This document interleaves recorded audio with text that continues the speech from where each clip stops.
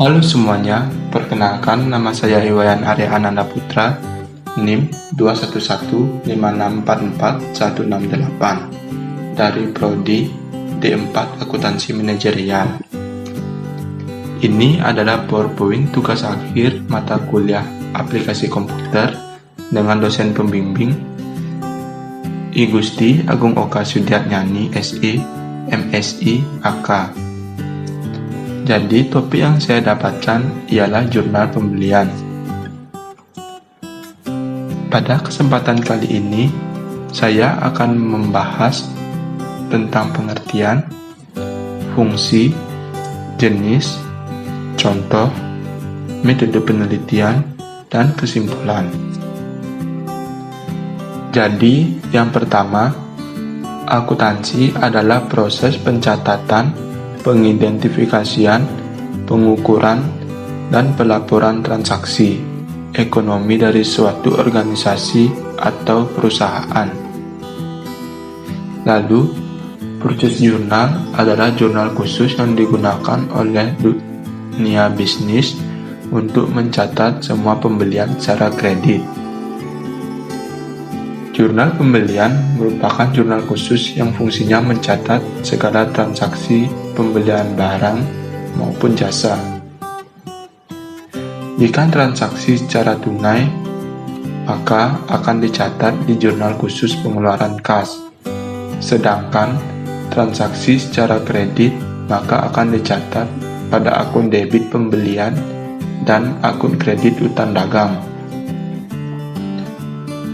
Untuk pembelian peralatan dan perlengkapan, maka dicatat dan ditempatkan pada kolom akun debit perlengkapan dan akun kredit utang dagang. Bila transaksi dilakukan secara berulang, maka akan lebih mudah bila disiapkan kolom khusus untuk pembelian dan utang dagang. Untuk pembelian yang dilakukan secara tidak berulang, maka tidak perlu dibuatkan kolom khusus, tapi cukup dimuat pada kolom serba-serbi. Lalu, fungsi dari jurnal pembelian ialah untuk memudahkan pencatatan transaksi pembelian yang berulang kali terjadi dengan melibatkan pihak yang sama. Selanjutnya, jurnal pembelian memiliki beberapa jenis. Yang pertama, jurnal pembelian tunai. Jurnal pembelian tunai biasanya digunakan oleh perusahaan dagang atau bisnis retail yang menggunakan sistem komputerisasi dalam mencatat transaksi. Lalu yang kedua, jurnal pembelian kredit. Kegiatan yang sering terjadi pada perusahaan dagang, jasa, dan manufaktur dalam sistem akuntansi adalah pembelian secara kredit. Yang ketiga, jurnal diskon pembelian.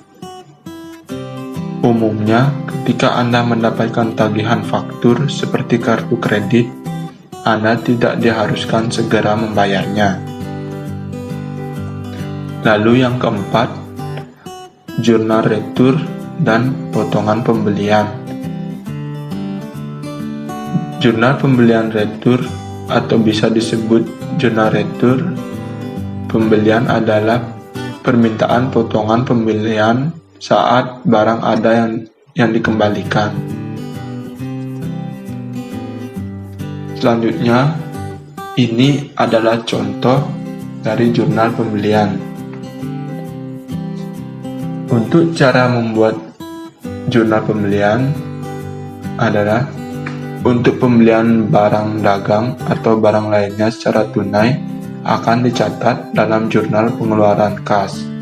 Sedangkan pembelian kredit dan dicatat dalam debit akun pembelian dan kredit akun utang dagang.